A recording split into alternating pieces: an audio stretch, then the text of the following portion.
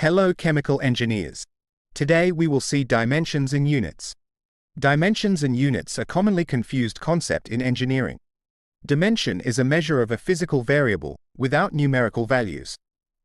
Simply any physical entity that can be measured, e.g., distance or length, mass, temperature, pressure, etc.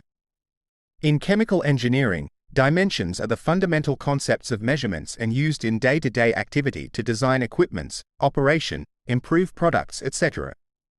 Unit. Unit is a way to assign a number or measurement to that dimension. Unit defines quantitative magnitude of a dimension. For example, a grinding machine installed in 2-meter length, 1 meter width and 1.5 meter height. Length, width and height of a machine are called dimensions. This dimension measured in unit of meter, m, is called unit. Dimension may be primary dimensions and secondary dimensions. Primary dimensions.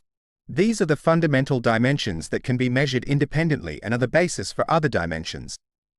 The primary dimensions are mass, length, time, temperature, amount of matter, electric current, and amount of light. Secondary dimensions. These are derived from combining primary dimensions. For example, pressure is a secondary dimension derived from combining length, time and mass. Pressure, P, equals F, A equals N per square meter equals kilogram M per square second per square meter. Force, F, equals mass, kilogram. X acceleration, meter per square second, equals N, Newton.